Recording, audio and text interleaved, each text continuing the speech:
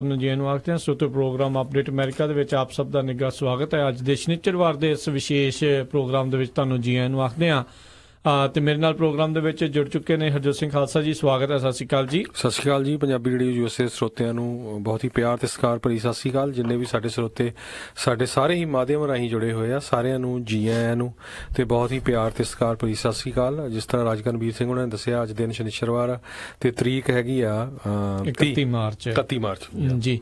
ਤੇ ਬਿਲਕੁਲ ਸੋਤਿਓ, ਇਸ ਪ੍ਰੋਗਰਾਮ ਦੇ ਵਿੱਚ ਵੱਖ-ਵੱਖ ਖਬਰਾਂ ਦੇ ਉੱਤੇ ਜਿਹੜੀ ਆਪਾਂ ਨਜ਼ਰ ਬਣਾਵਾਂਗੇ ਤੇ ਨਾਲ ਜਿਹੜੀ ਆਪਾਂ ਵਿਸ਼ੇਸ਼ ਗੱਲਬਾਤ ਜਿਹੜੀ ELD ਨੂੰ ਲੈ ਕੇ ਵੀ ਜਿਹੜੀ ਜ਼ਰੂਰ ਕਰਨੀ ਹੈ, ਕਿਉਂਕਿ ਕੱਲ੍ਹ ਤੋਂ 1 ਅਪ੍ਰੈਲ ਤੋਂ ਜਿਹੜੇ ਪੂਰੇ ਜਿਹੜੇ ਕਹਿ ਲਓ ਵੀ ਮੁਲਕ ਦੇ ਵਿੱਚ ਇਸ ਨੂੰ ਲੈ ਕੇ ਕਹਿ ਲਓ ਵੀ ਸਖਤੀ ਜਿਹੜੀ ਹੈ ਬਹੁਤ ਜ਼ਿਆਦਾ ਵੱਧ ਜਾਣੀ ਆ। ਜਿਹੜੀ ਕੰਪਲਾਇੰਸ ਵੈਸੇ ਤਾਂ ਜਿਹੜਾ ਦਸੰਬਰ ਪਿਛਲੇ ਸਾਲ ਦੇ ਵਿੱਚ ਹੀ ਸ਼ੁਰੂ ਹੋ ਚੁੱਕੀ ਸੀ, ਪਰ 1 ਅਪ੍ਰੈਲ ਤੋਂ ਬਾਅਦ 'ਚ ਯਾਨੀ ਕਿ ਕੱਲ੍ਹ ਤੋਂ ਇਸ ਨੂੰ ਲੈ ਕੇ ਜਿਹੜੀਆਂ ਟਿਕਟਾਂ ਜਾਂ ਆਊਟ ਆਫ ਸਰਵਿਸ ਜਿਹੜਾ ਕੀਤਾ ਜਾ ਸਕਦਾ, ਕੀ ਹੋਣਾ ਆ, ਕਿਹੜੀਆਂ ਚੀਜ਼ਾਂ ਤੁਹਾਨੂੰ ਮੇਨ ਜਿਹੜੀਆਂ ਚਾਹੀਦੀਆਂ ਉਹ ਜ਼ਰੂਰ ਤੁਸੀਂ ਦੇਖਣੀਆਂ ਆ। ਬਿਲਕੁਲ, ਜੇ ਤੁਹਾਡੇ ਕੋਲ ELD ਨਾ ਲੱਗੀ ਹੋਈ ਤਾਂ ਤੁਹਾਨੂੰ ਆਊਟ ਆਫ ਸਰਵਿਸ ਕਰ ਦੇਣਾ ਪੁਲਿਸ ਵਾਲਿਆਂ ਨੇ ਜੀ ਬਿਲਕੁਲ। ਸੋ ਪ੍ਰੋਗਰਾਮ ਸ਼ੁਰੂ ਕਰਨ ਤੋਂ ਪਹਿਲਾਂ ਸਾਡੇ ਅੱਜ ਦੇ ਜਿਹੜੇ ਸਪਾਂਸਰਸ ਉਹਨਾਂ ਦਾ ਧੰਨਵਾਦ ਕਰਨਾ ਚਾਹੁੰਦੇ ਆ। ਖਾਲਸਾ ਇੰਸ਼ੋਰੈਂਸ ਏਜੰਸੀ ਵਾਲੇ, ਜਿਨ੍ਹਾਂ ਦੇ ਕੋਲੋਂ ਤੁਸੀਂ ਹਰ ਇੱਕ ਤਰੀਕੇ ਦੀ ਇੰਸ਼ੋਰੈਂਸ ਕਰਵਾ ਸਕਦੇ ਹੋ। ਇਹਨਾਂ ਦਾ ਨੰਬਰ 4082722525। ਇਸ ਦੇ ਨਾਲ ਸੰਤੋਖ ਸਿੰਘ, ਪਰਮਜੀਤ ਕੌਰ ਬਾਸੀ ਫਰੀਮੌਂਟ ਤੋਂ, ਸੁੱਚਾ ਸਿੰਘ ਫਰੈਜ਼ਨੋ ਤੋਂ, ਨਰਜੀਤ ਸਿੰਘ ਕੁਲਵੰਤ ਕੌਰ ਪੱਡਾ ਰੋਜ਼ਵੈਲ ਤੋਂ, ਮਨਜੀਤ ਸਿੰਘ ਨਰਿੰਦਰ ਕੌਰ ਕੁਲਾਰ ਕਲੋਵਿਸ ਤੋਂ, ਬਿੰਦਰ ਧਾਲੀਵਾਲ ਬੇਕਰਸਫੀਲਡ ਤੋਂ, ਬੀਸਲਾ ਪਰਿਵਾਰ ਫਰੈਜ਼ਨੋ ਤੋਂ। ਅਸੀਂ ਇਹਨਾਂ ਸਾਰਿਆਂ ਦਾ ਬਹੁਤ ਬਹੁਤ ਧੰਨਵਾਦ ਕਰਦੇ ਹਾਂ। ਜੇਕਰ ਤੁਸੀਂ ਜਾਂ ਕੋਈ ਹੋਰ ਕਾਰੋਬਾਰ ਇਸ ਪ੍ਰੋਗਰਾਮ ਨੂੰ ਸਪਾਂਸਰ ਕਰਨਾ ਚਾਹੁੰਦੇ ਹੋ, ਸੰਪਰਕ ਕਰੋ 4087227698 ਦੇ ਉੱਤੇ। ਤੇ ਅੱਜ ਦੇ ਸਾਡੇ ਇਸ ਪ੍ਰੋਗਰਾਮ ਨੂੰ ਵਿਸ਼ੇਸ਼ ਤੌਰ ਤੇ ਸਪਾਂਸਰ ਕਰਦੇ ਨੇ ELDmandate.biz ਵਾਲੇ। ਇਹਨਾਂ ਨੂੰ ਤੁਸੀਂ ਕਾਲ ਕਰਕੇ ਜਿਹੜਾ ਅੱਜ ਹੀ ਜਿਹੜਾ ਕੰਪਲਾਇੰਟ ਬਣੋ, ਤੇ ਨਾਲ ਦੇ ਨਾਲ ਈਜ਼ੀ ELD ਸੋਲਿਊਸ਼ਨ ਵਾਲੇ, ਇਹਨਾਂ ਨੂੰ ਕਾਲ ਕਰਕੇ ਵੀ ਤੁਸੀਂ ਜਿਹੜਾ ਆ ਉਹ ਆਪਣੇ ਆਪ ਨੂੰ ਜਿਹੜਾ ਆ ਕੰਪਲਾਇੰਟ ਕਰ ਸਕਦੇ ਹੋ, ਜਿਹੜਾ ELD ਨੂੰ ਖਾਸ ਤੌਰ ਦੇ ਉੱਤੇ ਲੈ ਕੇ। ਇਹਨਾਂ ਦੋਨਾਂ ਹੀ ਕੰਪਨੀਆਂ ਦੇ ਜਿਹੜੇ ਨੰਬਰ ਆ ਤੁਸੀਂ ਹੇਠਾਂ ਸਕਰੀਨ ਦੇ ਉੱਤੇ ਜਿਹੜੇ ਸਾਡੇ ਸਰੋਤੇ ਇਸ ਟਾਈਮ ਫੇਸਬੁੱਕ ਦੇ ਉੱਤੇ ਦੇਖ ਰਹੇ ਆ, ਉਹ ਉੱਥੇ ਦੇਖ ਸਕਦੇ ਨੇ।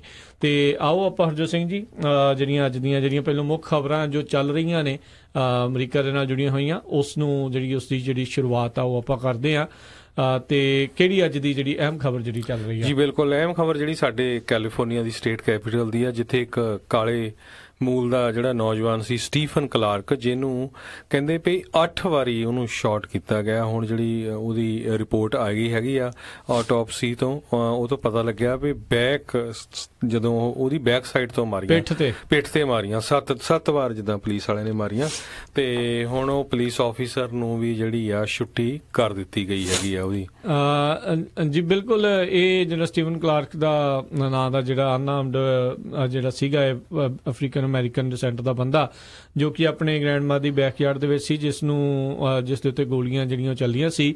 ਇਹ ਪਰਿਵਾਰ ਨੇ ਆਪਣੇ ਨਿੱਜੀ ਪੱਧਰ ਦੇ ਉੱਤੇ ਪ੍ਰਾਈਵੇਟ ਆਟੋਪਸੀ ਦੀ ਜਿਹੜੀ ਆ ਉਹਨਾਂ ਨੇ ਕਰਵਾਈ, ਜਿਸ ਦੇ ਵਿੱਚ ਜਿਹੜੇ ਡਾਕਟਰਾਂ ਨੇ ਇਹ ਆਟੋਪਸੀ ਕਰਨ ਤੋਂ ਵਿੱਚ ਪਾਇਆ ਵੀ ਇਸ ਦੇ ਜਿਹੜੀ ਪਿੱਠ ਦੇ ਵਿੱਚ ਜਿਹੜੀਆਂ ਆ ਉਹ ਤਕਰੀਬਨ 8 ਜਿਹੜੀਆਂ ਉਸਨੂੰ ਗੋਲੀਆਂ ਲੱਗੀਆਂ, ਸਾਰੀਆਂ ਜਿਹੜੀਆਂ ਉਸਦੇ ਪਿੱਠ ਪਿੱਛੇ ਜਿਹੜੀਆਂ ਉਹ ਲੱਗੀਆਂ, ਯਾਨੀ ਕਿ ਪਿੱਛੋਂ ਜਿਹੜਾ ਉਸਦੇ ਉੱਤੇ ਵਾਰ ਹੋਇਆ। ਤੇ 10 ਮਿੰਟ ਘੱਟੋ ਘੱਟ ਤੜਪ ਤੋਂ ਬਾਅਦ ਦੇ ਵਿੱਚ 3 ਤੋਂ 10 ਮਿੰਟ ਦੇ ਵਿਚਕਾਰ ਜਿਹੜਾ ਇਸ ਨੂੰ ਮਰਨ ਦੇ ਵਿੱਚ ਜਿਹੜਾ ਉਹ ਲੱਗਾ, ਕਿਉਂਕਿ ਉਹਨਾਂ ਟਾਈਮ ਲੱਗਾ ਜਿਹੜਾ ਖੂਨ ਜਿਹੜਾ ਆ ਬਾਹਰ ਨਿਕਲਦਿਆਂ ਨੂੰ। ਤੇ ਕਾਫੀ ਜਿਹੜੇ ਇੱਕ ਹਿਸਾਬ ਦੇ ਨਾਲ ਕਹਿ ਲਓ ਵੀ ਟਰਾਮਾਟਾਈਜ਼ਡ ਇੱਕ ਜਿਹੜੀ ਉਸਦੀ ਮੌਤ ਜਿਹੜੀ ਹੋਈ ਆ। ਡਾਕਟਰ ਓਮੈਲੂ ਨੇ ਜਿਹੜੀ ਇਸ ਦੇ ਬਾਰੇ ਆ ਉਹ ਜਾਣਕਾਰੀ ਜਿਹੜੀ ਦਿੱਤੀ ਆ। ਵੈਸੇ ਜਿਹੜੀ ਸੈਕਰਾਮੈਂਟੋ ਕਾਉਂਟੀ ਦੇ ਜਿਹੜੇ ਕੋਰਨਰ ਆਫਿਸ ਆ, ਉਹਨਾਂ ਨੇ ਵੀ ਜਿਹੜੀ ਓਫੀਸ਼ੀਅਲ ਆਟੋਪਸੀ ਜਿਹੜੀ ਆ ਉਹ ਕੀਤੀ ਆ, ਪਰ ਉਸ ਦੀ ਜਿਹੜੀ ਰਿਪੋਰਟ ਆ ਉਹ ਜਨਤਕ ਅਜੇ ਤੱਕ ਨਹੀਂ ਕੀਤੀ ਗਈ। ਬਿਲਕੁਲ, ਇਹਦੇ ਸੰਬੰਧ ਦੇ ਵਿੱਚ ਸੈਕਰਾਮੈਂਟੋ ਦੇ ਮੇਅਰ ਡੈਰਲ ਸਟੀਨਵਰਗ ਜਿਹੜੇ ਹੈਗੇ ਆ, ਉਹਨਾਂ ਨੇ ਕਲਾਰਕ ਦੀ ਕਿਲਿੰਗ ਦੇ ਉੱਤੇ ਇਹ ਕਿਹਾ ਆ ਵੀ ਅਸੀਂ ਇਹ ਵੀਡੀਓ ਦੇਖੀ ਹੈਗੀ ਆ ਤੇ ਜਿਹੜੀਆਂ ਉਹਦੀਆਂ ਡਿਟੇਲਸ ਹੈਗੀਆਂ ਆ ਬੜੀਆਂ ਹੀ ਜਿਹੜੀਆਂ ਭਿਆਨਕ ਹੈਗੀਆਂ ਤੇ ਗ੍ਰਾਫਿਕ ਤੇ ਡਿਸਟਰਬਿੰਗ ਹੈਗੀਆਂ। ਜੀ ਤੇ ਅਗਲੀ ਜਿਹੜੀ ਆਪਾਂ ਹਰਜੋਤ ਸਿੰਘ ਜੀ ਗੱਲ ਕਰਦੇ ਆ, ਬੇਟਨ ਰੂਗ ਦਾ ਇੱਕ ਪੁਲਿਸ ਅਫਸਰ ਜਿਸ ਨੇ ਐਲਟਨ ਸਟਰਲਿੰਗ ਦੇ ਉੱਤੇ ਜਿਹੜੀਆਂ ਗੋਲੀਆਂ ਚਲਾਈਆਂ ਸੀ। ਇਹ ਕੁਛ ਸਮਾਂ ਪਹਿਲਾਂ ਜੁਲਾਈ 2016 ਦਾ ਇਹ ਜਿਹੜਾ ਇਨਸੀਡੈਂਟ ਆ, ਜਿਸ ਦੇ ਵਿੱਚ ਐਲਟਨ ਸਟਰਲਿੰਗ ਦੇ ਉੱਤੇ ਗੋਲੀਆਂ ਚਲਾਈਆਂ ਗਈਆਂ ਸੀ ਆਫਿਸਰ ਬਲੇਨ ਸੈਲਾਮੋਨੀ ਦੇ ਦੁਆਰਾ। ਉਸ ਨੂੰ ਜਿਹੜਾ ਅੱਜ ਫਾਇਰ ਕਰ ਦਿੱਤਾ ਗਿਆ, ਜਦ ਉਸ ਦੇ ਬਾਬਤ ਜਿਹੜੀਆਂ ਹੋਰ ਵੀਡੀਓਜ਼ ਜਿਹੜੀਆਂ ਆ ਉਹ ਰਿਲੀਜ਼ ਹੋਈਆਂ ਸੀ। ਸੋ ਤਕਰੀਬਨ 4 ਕਹਿੰਦੇ ਆ ਹੋਰ ਵੱਖ-ਵੱਖ ਵੀਡੀਓਜ਼ ਰਿਲੀਜ਼ ਕੀਤੀਆਂ ਗਈਆਂ, ਜਿਸ ਦੇ ਵਿੱਚ ਇਹ ਦੇਖਿਆ ਗਿਆ ਵੀ ਜਿਹੜੀ ਐਲਟਨ ਸਟਰਲਿੰਗ ਸ਼ੂਟਿੰਗ ਦੇ ਵਿੱਚ ਉਸਨੇ ਯੂਜ਼ ਆਫ ਫੋਰਸ ਪਾਲਿਸੀਜ਼ ਨੂੰ ਜਿਹੜਾ ਵਾਇਲੇਟ ਕੀਤਾ ਸੀਗਾ, ਜਿਸ ਦੇ ਚੱਲਦਿਆਂ ਇਸ ਬੇਟਨ ਰੂਗ ਦਾ ਜਿਹੜਾ ਪੁਲਿਸ ਅਫਸਰ ਆ ਬਲੇਨ ਸੈਲਾਮੋਨੀ, ਉਸ ਨੂੰ ਹੁਣ ਸਸਪੈਂਡ ਉਹ ਕਰ ਦਿੱਤਾ ਗਿਆ ਹੈਗਾ ਆ। ਤੇ ਉਦੋਂ ਜਦੋਂ ਜੁਲਾਈ 2016 ਦੇ ਵਿੱਚ ਜਦੋਂ ਹਰਜੋਤ ਸਿੰਘ ਜੀ ਇੰਸੀਡੈਂਟ ਹੋਇਆ ਸੀ, ਉਦੋਂ ਉਸ ਨੂੰ ਮਹਿਜ 3 ਦਿਨਾਂ ਦੇ ਲਈ ਵਿਦਆਊਟ ਪੇ ਜਿਹੜਾ ਸਸਪੈਂਡ ਕੀਤਾ ਗਿਆ ਸੀ ਵੀ ਉਸ ਨੂੰ ਗੁੱਸਾ ਜਿਹੜਾ ਆ ਉਹ ਜ਼ਿਆਦਾ ਆ ਗਿਆ ਡਿਊਰਿੰਗ ਦਾ ਇੰਸੀਡੈਂਟ। ਸੋ ਇਹ ਹੁਣ ਆਪਣੇ ਸਾਹਮਣੇ 2 ਜਿਹੜੇ ਕੇਸ ਆ ਹਰਜੋਤ ਸਿੰਘ ਜੀ ਸਾਹਮਣੇ ਨੇ ਵੀ ਕਿਸ ਤਰੀਕੇ ਦੇ ਨਾਲ ਜਿਹੜੇ ਕਈ ਜਿਹੜੇ ਕਹਿ ਲਓ ਵੀ ਮਾਈਨੋਰਟੀਜ਼ ਆ ਉਹਨਾਂ ਨੂੰ ਪੁਲਿਸ ਦੇ ਹੱਥੋਂ ਜਿਹੜੇ ਡਿਸਕ੍ਰਿਮੀਨੇਸ਼ਨ ਦਾ ਤੇ ਐਕਸੈਸਿਵ ਫੋਰਸ ਦਾ ਜਿਹੜਾ ਸਾਹਮਣਾ ਆ ਉਹ ਕਰਨਾ ਪੈ ਰਿਹਾ ਆ। ਬਿਲਕੁਲ, ਅਗਲੀ ਖਬਰ ਵੱਲ ਚਲੀਏ। ਕੱਲ ਪ੍ਰੈਜ਼ੀਡੈਂਟ ਟਰੰਪ, ਪਰਸੋਂ ਐਕਚੁਅਲੀ ਜਿਹੜੇ ਪ੍ਰੈਜ਼ੀਡੈਂਟ ਟਰੰਪ ਆ ਉਹਨਾਂ ਨੇ ਅਨਾਉਂਸ ਕੀਤਾ ਸੀ ਵੀ ਉਹ ਸੀਰੀਆ ਦੇ ਵਿੱਚੋਂ US ਟਰੂਪਸ ਜਿਹੜੇ ਆ ਉਹ ਬਾਹਰ ਕੱਢ ਲੈਣਗੇ। ਤੇ ਕੱਲ ਰਾਤੀ ਜਿਹੜਾ ਆ ਉਹਨਾਂ ਨੇ ਫਿਰ ਅਨਾਉਂਸ ਕਰ ਦਿੱਤਾ ਵੀ ਜਿਹੜਾ $200 ਮਿਲੀਅਨ ਦੇ ਕਰੀਬ ਜਿਹੜਾ ਸੀਰੀਆ ਨੂੰ ਫੰਡ ਦਿੱਤਾ ਜਾਂਦਾ ਹੈਗਾ, ਰਿਕਵਰੀ ਫੰਡ, ਉਹਨੂੰ ਜਿਹੜਾ ਆ ਫਰੀਜ਼ ਕੀਤਾ ਜਾਵੇ ਵੀ ਅਸੀਂ ਨਹੀਂ ਹੁਣ ਸੀਰੀਆ ਵਾਲਿਆਂ ਨੂੰ ਕਿਸੇ ਤਰ੍ਹਾਂ ਦਾ ਵੀ ਰਿਕਵਰੀ ਫੰਡ ਦੇਣਾ ਹੈਗਾ ਆ। ਇਹਦੇ ਨਾਲ ਇੱਕ ਤਰ੍ਹਾਂ ਨਾਲ ਕਾਫੀ ਹਫੜਾ ਦਫੜੀ ਮਚੀ ਹੋਈ ਹੈਗੀ ਆ, ਖਾਸ ਕਰਕੇ ਉਹਨਾਂ ਦੇ ਐਡਮਿਨਿਸਟ੍ਰੇਸ਼ਨ ਦੇ ਵਿੱਚ ਵੀ ਬਹੁਤ ਸਾਰੇ ਲੋਕ ਸਰਪ੍ਰਾਈਜ਼ ਹੈਗੇ ਆ, ਤੇ ਸੀਰੀਆ ਦੇ ਵਿੱਚ ਵੀ ਜਿਹੜੇ ਸਪੋਰਟ ਕਰਦੇ ਹੈਗੇ USA ਦੀ, ਉਹ ਵੀ ਕਾਫੀ ਜਿਹੜੇ ਸਰਪ੍ਰਾਈਜ਼ ਹੈਗੇ ਆ ਵੀ $200 ਮਿਲੀਅਨ ਦੀ ਜਿਹੜੀ ਫੰਡਿੰਗ ਆ ਉਹ ਵੀ ਇੱਕ ਤਰ੍ਹਾਂ ਨਾਲ ਫਰੀਜ਼ ਕਰ ਦਿੱਤੀ ਗਈ ਹੈ। ਬਿਲਕੁਲ, ਇਸ ਦਾ ਜਿਹੜਾ ਵਾਅਦਾ ਆ ਜਿਹੜੇ ਸਾਬਕਾ secretary of state Rex Tillerson Kuwait ਦੇ ਵਿੱਚ ਇੱਕ ਮੀਟਿੰਗ ਦੇ ਦੌਰਾਨ ਫਰਵਰੀ ਦੇ ਵਿੱਚ ਵਾਅਦਾ ਕਰਕੇ ਆਏ ਸੀ ਵੀ ਆਈਸਿਸ ਨੂੰ ਹਰਾਉਣ ਦੇ ਲਈ ਜਿਹੜੀ ਉੱਥੇ ਕੋਲੀਸ਼ਨ ਕੰਮ ਕਰ ਰਹੀ ਆ ਉਹਨਾਂ ਨੂੰ ਅਸੀਂ ਇਹ ਜਿਹੜੇ ਡਾਲਰ ਦੇਵਾਂਗੇ ਤੇ ਸੀਰੀਆ ਨੂੰ ਮੁੜ ਪੈਰਾਂ ਦੇ ਉੱਤੇ ਖੜਾ ਕਰਨ ਦੇ ਵਿੱਚ ਜਿਹੜੀ ਇਹ ਸਹਾਇਤਾ ਜਿਹੜੀ ਹੋਵੇਗੀ। ਪਰ ਅੱਜ ਰਾਸ਼ਟਰਪਤੀ ਟਰੰਪ ਨੇ ਇਸ ਦੇ ਵੱਲ ਇਸ਼ਾਰੇ ਕੀਤੇ ਆ ਵੀ ਹੁਣ ਇਹ ਵੀ ਜਿਹੜੇ ਫੰਡ ਆ ਟੋਟਲੀ ਉਹ ਫਰੀਜ਼ ਕਰ ਦੇਣਗੇ। ਸ਼ਾਇਦ ਇਹ ਵੀ ਹੋ ਸਕਦਾ ਹਰਜੋਤ ਸਿੰਘ ਜੀ ਇਸ ਦੇ ਪਿੱਛੇ ਵੀ ਜਿਹੜੇ ਵੀ ਸਾਬਕਾ ਸੈਕਟਰੀ ਆਫ ਸਟੇਟ ਨੇ ਵਾਅਦੇ ਕੀਤੇ ਆ ਉਹ ਹੁਣ ਉਹਨਾਂ ਨੂੰ ਜਿਹੜਾ ਉਹ ਮੁੜ ਵਿਚਾਰ ਕਰਨਗੇ ਤੇ ਉਹਨਾਂ ਉੱਤੇ ਸ਼ਾਇਦ ਕਈ ਚੀਜ਼ਾਂ ਨੂੰ ਉਹਦੇ ਵਿੱਚ ਹਾਮੀ ਰਹੇਗੀ ਤੇ ਕਈਆਂ ਦੇ ਵਿੱਚ ਉਹਦੇ ਵਾਪਸ ਵੀ ਜਾਣਗੇ। ਵੈਸੇ ਧੱਕਾ ਆ ਸੀਰੀਆ ਦੇ ਲੋਕਾਂ ਦੇ ਨਾਲ, ਜਿਸ ਤਰੀਕੇ ਦੇ ਨਾਲ ਉੱਥੇ ਤਬਾਹੀ ਹੋਈ ਆ, ਕਰੋੜਾਂ ਦੇ ਕਰੋੜ ਲੋਕ ਜਿਹੜੇ ਆ ਉੱਥੋਂ ਪਲਾਇਨ ਉਹਨਾਂ ਨੂੰ ਕਰਨ ਦੇ ਲਈ ਮਾਰੇ ਗਏ ਆ, ਬੇਘਰ ਹੋ ਗਏ ਆ। ਪਰ ਇਹਦੇ ਵਿੱਚ ਇੱਕ ਜਿਹੜਾ ਹੋਰ ਬਹੁਤ ਸਾਰੇ ਜਿਹੜੇ ਕਮੈਂਟੇਟਰ ਆ ਉਹ ਇਹ ਵੀ ਦੇਖ ਰਿਹਾ ਵੀ ਪ੍ਰੈਜ਼ੀਡੈਂਟ ਟਰੰਪ ਨੇ ਜਿਹੜੀ ਕੈਂਪੇਨ ਕੀਤੀ ਸੀ ਅਮਰੀਕਾ ਫਸਟ, ਤੇ ਉਹਦੇ ਕਰਕੇ ਵੀ ਕਹਿੰਦੇ ਵੀ ਉਹ ਸੀਰੀਆ ਦੇ ਲਈ ਉਹਨਾਂ ਨੇ ਇਹ ਸਟੈਪ ਲਿਆ ਹੈਗਾ। ਸੀਰੀਆ ਤੋਂ ਪਹਿਲਾਂ ਉਹ ਨਾਟੋ ਤੇ ਯੂਨਾਈਟਿਡ ਨੇਸ਼ਨ ਦੇ ਅਗੇਂਸਟ ਵੀ ਸਟੈਪ ਲੈ ਚੁੱਕੇ ਹੈਗੇ ਆ, ਪਾਕਿਸਤਾਨ ਦੇ ਅਗੇਂਸਟ ਵੀ ਉਹਨੇ ਸਟੈਪ ਲਿਆ ਸੀ ਵੀ ਜਿਹੜੀ ਫਾਈਨੈਂਸ਼ੀਅਲ ਬਰਡਨ ਆ, ਵਾਸ਼ਿੰਗਟਨ ਨਹੀਂ ਚਾਹੁੰਦਾ ਵੀ ਅਸੀਂ ਹਰ ਇੱਕ ਮੁਲਕ ਦਾ ਜਿਹੜਾ ਫਾਈਨੈਂਸ਼ੀਅਲ ਬਰਡਨ ਆ ਉਹ ਆਪਣੇ ਪੈਰਾਂ ਦੇ ਉੱਤੇ ਲਈਏ, ਤੇ ਉਹਨਾਂ ਨੇ ਇਹ ਵੀ ਬੇਨਤੀ ਕੀਤੀ ਆ ਜਿੰਨੇ ਦੁਨੀਆ ਦੇ ਮੁਲਕ ਆ ਵੀ ਰਲ ਮਿਲ ਕੇ ਸਾਰੇ ਜਿਹੜੇ ਆ ਉੱਥੇ ਜਿਹੜੀ ਆ ਸ਼ਾਂਤੀ ਲਿਆਓ ਤੇ ਉਹਨਾਂ ਦਾ ਜਿਹੜਾ ਸੁਧਾਰ ਕਰੋ। ਜੀ ਬਿਲਕੁਲ, ਉਹ ਗੱਲ ਤਾਂ ਉਹਨਾਂ ਦੀ ਠੀਕ ਆ, ਪਰ ਆਈ ਥਿੰਕ ਅਮਰੀਕਾ ਸਾਰੀ ਦੁਨੀਆ ਦੇ ਵਿੱਚ ਉਸ ਦੀ ਕਹਿ ਲਓ ਵੀ ਝੰਡੀ ਵੀ ਤਾਂ ਆ ਜਗ੍ਹਾ ਜਗ੍ਹਾ ਦੇ ਉੱਤੇ ਜਾ ਕੇ ਮਦਦ ਵੀ ਕਰਦਾ ਹੈ, ਮੌਕਾ ਪੈਣ ਦੇ ਉੱਤੇ ਜਿਹੜੀ ਆ ਉਹ ਫੌਜੀ ਕਾਰਵਾਈ ਵੀ ਜਿਹੜੀ ਆ ਉਹਨਾਂ ਦੇ ਹੱਕਾਂ ਦੇ ਲਈ ਜਿਹੜੀ ਆ ਉਹ ਕਰਦੇ ਆ।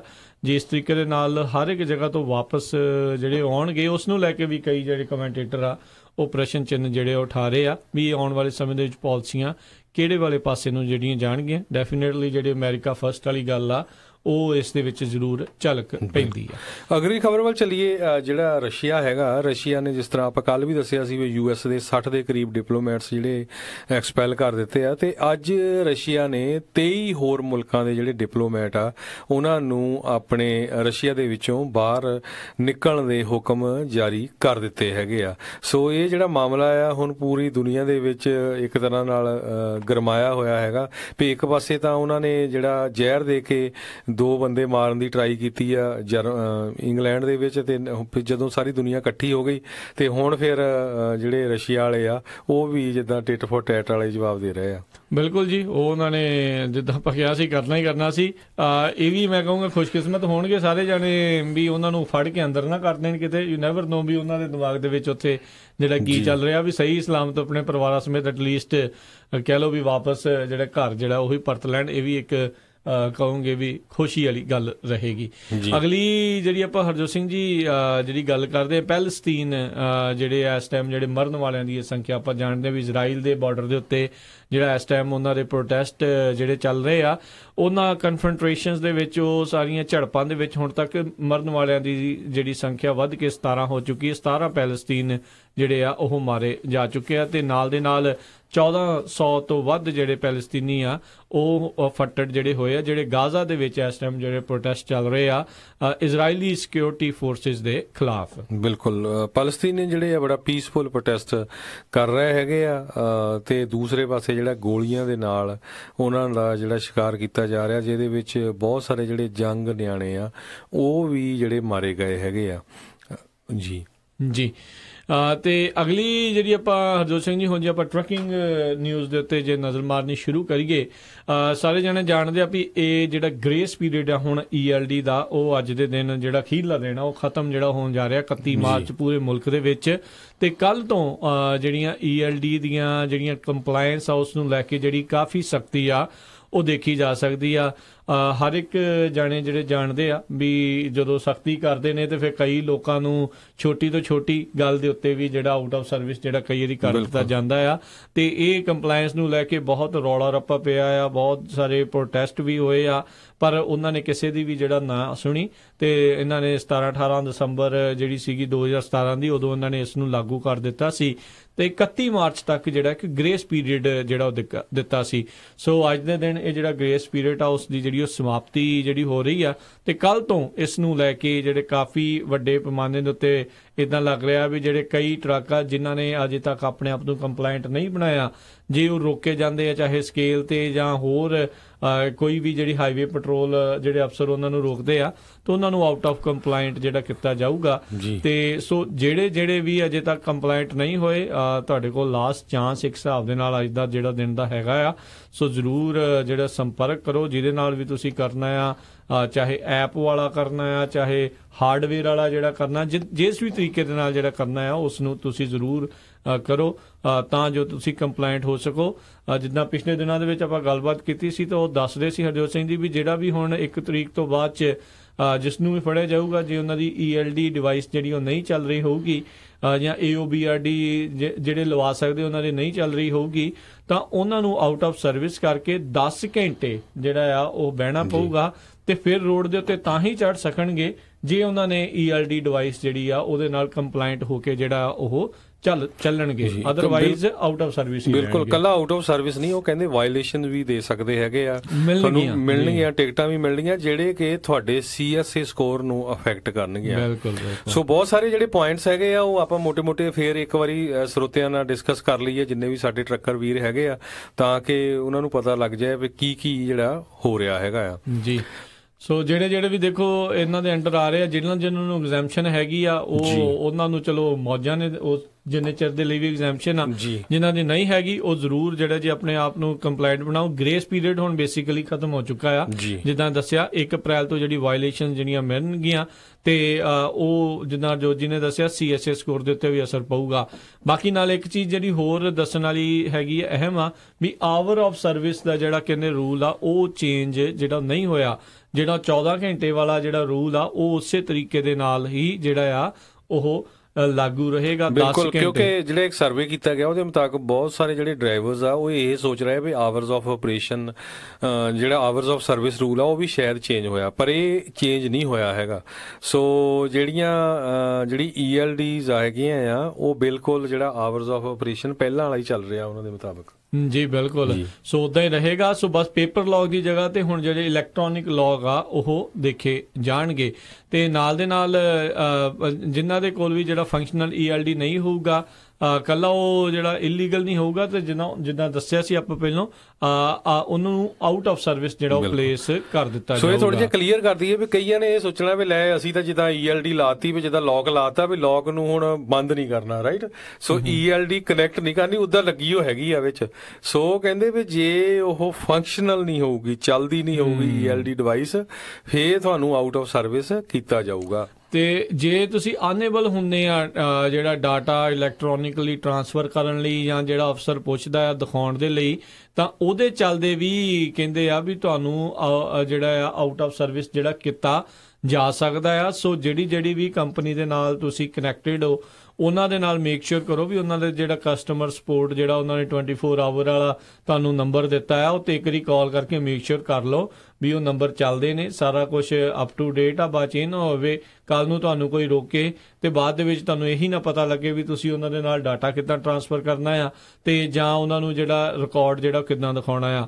ਇਹ ਵੀ ਦੇ ਨਾਲ ਹਰਜੋਤ ਸਿੰਘ ਜੀ ਮੈਨੂਅਲ ਹੋਣਾ ਵੀ ਕਹਿੰਦੇ ਬਹੁਤ ਜ਼ਰੂਰੀ ਆ ਵੀ ਤੁਹਾਡੇ ਕੋਲ ਉਸ ਦੀ ਆਈ ਥਿੰਕ ਹਾਰਡ ਕਾਪੀ ਰੱਖਣੀ ਵੀ ਜਿਹੜੀ ਕਹਿੰਦੇ ਆ ਜ਼ਰੂਰੀ ਹੋਣੀ ਚਾਹੀਦੀ ਆ। ਆਨਲਾਈਨ ਤਾਂ ਜਿਹੜੀ ਕਾਪੀ ਜਿਹੜੀ ਤੁਹਾਡੀ ਹੋਊਗੀ। ਬਹੁਤ ਸਾਰੇ ਲੋਕ ਕਈ ਇਸ ਦੇ ਵਿੱਚ ਹਰਜੋਤ ਸਿੰਘ ਜੀ ਟੈਬ ਯੂਜ਼ ਕਰ ਰਹੇ ਆ, ਕਈ ਜਣੇ ਆਪਣਾ ਪਰਸਨਲ ਫੋਨ ਯੂਜ਼ ਕਰ ਰਹੇ ਆ। ਬਹੁਤੇ ਜਾਣੇ ਇਹੀ ਸਲਾਹ ਦਿੰਦੇ ਨੇ ਵੀ ਜਿਹੜਾ ਟੈਬ ਹੀ ਜਿਹੜਾ ਵਰਤਿਆ ਜਾਵੇ, ਆਪਣਾ ਪਰਸਨਲ ਫੋਨ ਜਿਹੜਾ ਉਹ ਨਾ ਵਰਤਿਆ ਜਾਵੇ। ਰੀਜ਼ਨ ਇਹਦੇ ਵਿੱਚ ਇਹ ਆ ਵੀ ਜੇ ਤੁਸੀਂ ਬਾਅਦ ਦੇ ਵਿੱਚ ਉਸ ਨੂੰ ਪਰਸਨਲ ਫੋਨ ਫੜਾਉਂਦੇ ਆ, ਹੁਣ ਉਹ ਵੀ ਜਿਹੜਾ ਛੱਛੋ ਪੰਚ ਹੋਊਗਾ ਵੀ ਮੈਂ ਇਸ ਦੀ ਜਿਹੜੀ ਪ੍ਰਾਈਵੇਟ ਚੀਜ਼ ਜਾਂ ਮੈਸੇਜ ਦੇਖ ਸਕਦਾ ਜਾਂ ਨਹੀਂ ਦੇਖ ਸਕਦਾ। ਸੋ ਕਈ ਤਰੀਕੇ ਦੀਆਂ ਜਿਹੜੀਆਂ ਅੜਚਣਾਂ ਇਸ ਮਾਮਲੇ ਦੇ ਵਿੱਚ ਜਿਹੜੀਆਂ ਉਹ ਆ ਸਕਦੀਆਂ।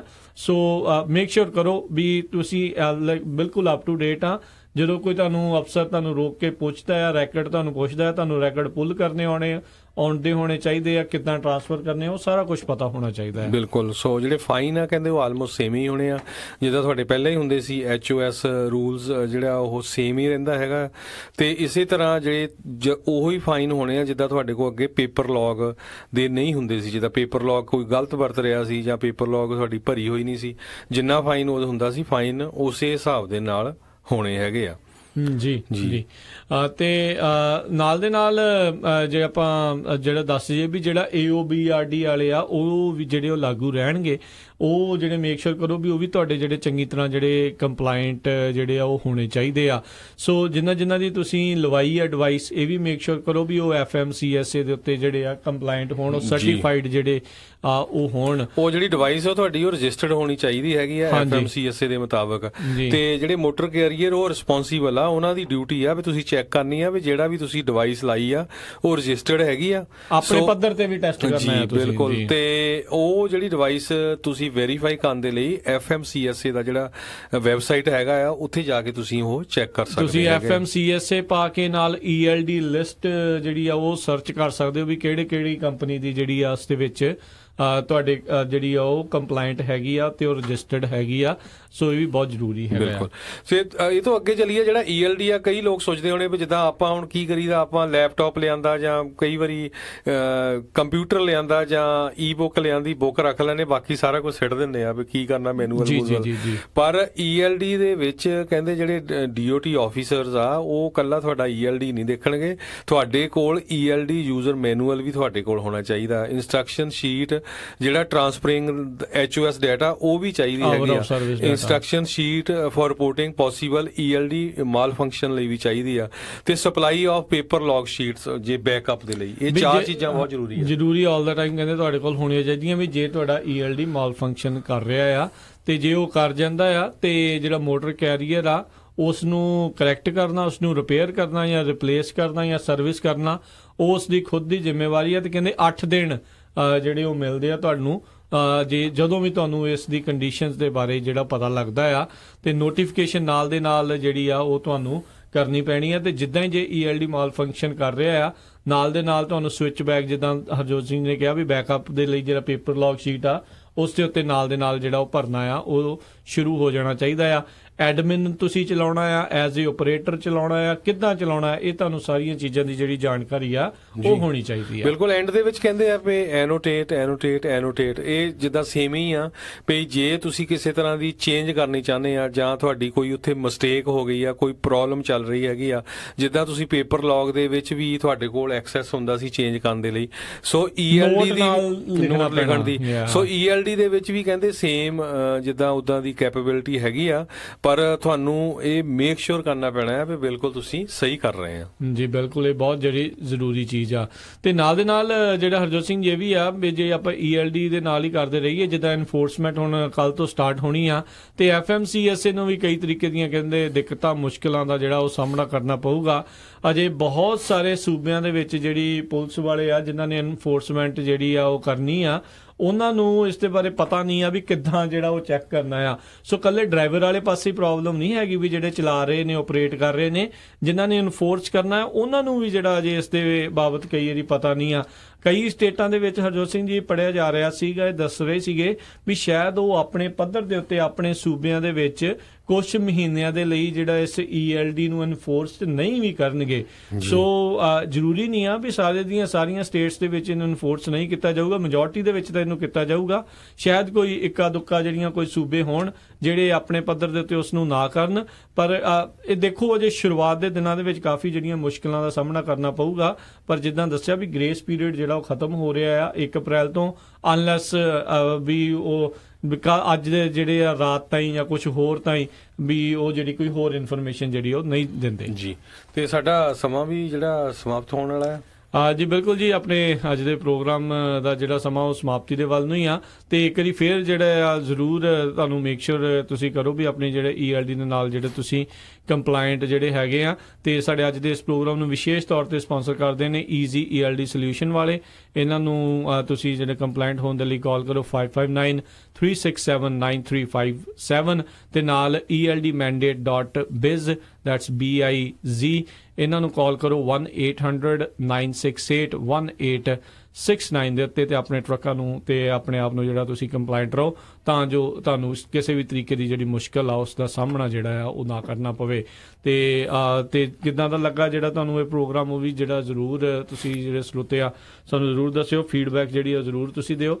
ਕਾਲ ਕਰ ਸਕਦੇ ਹੋ 408-272-5200 ਦੇ ਉੱਤੇ, ਜਾਂ ਜਿਹੜਾ ਫੇਸਬੁੱਕ ਦੇ ਉੱਤੇ ਚੱਲ ਰਿਹਾ ਉਸ ਤੇ ਹੇਠਾਂ ਕਮੈਂਟ ਕਰਕੇ ਵੀ ਤੁਸੀਂ ਆਪਣੇ ਅੱਜ ਦੇ ਇਸ ਪ੍ਰੋਗਰਾਮ ਦੀ ਫੀਡਬੈਕ ਤੁਸੀਂ ਸਾਨੂੰ ਹੁਣ ਦੇ ਸਕਦੇ ਹੋ। ਤੇ ਇੱਥੇ ਹੀ ਜਿਹੜਾ ਹਰਜੋਤ ਸਿੰਘ ਜੀ ਆਪਾਂ ਇਜਾਜ਼ਤ ਲੈਂਦੇ ਆ। ਮੈਨੂੰ ਰਾਜਕਨਵੀਰ ਸਿੰਘ, ਮੈਨੂੰ ਹਰਜੋਤ ਸਿੰਘ ਖਾਲਸਾ ਨੂੰ ਇਜਾਜ਼ਤ ਦਿਓ। ਸਾਡੇ ਦੋਨਾਂ ਹੀ ਵੱਲੋਂ ਤੁਹਾਨੂੰ ਸਾਰਿਆਂ ਨੂੰ ਬਹੁਤ ਪਿਆਰ ਸਤਿਕਾਰ ਹੈ। ਦੋਨੋਂ ਅੱਜ ਜੋੜ ਕੇ ਨਿੱਕੀ ਜਿਹੀ ਸਤਿ ਸ੍ਰੀ ਅਕਾਲ। ਜਿੰਨੇ ਵਾਸਤੇ ਰਹੋ, ਹੱਸਦੇ ਖੇਲਦੇ ਰਹੋ, ਸੁਣਦੇ ਰਹੋ Punjabi radio USA। Salt lake city, Portland.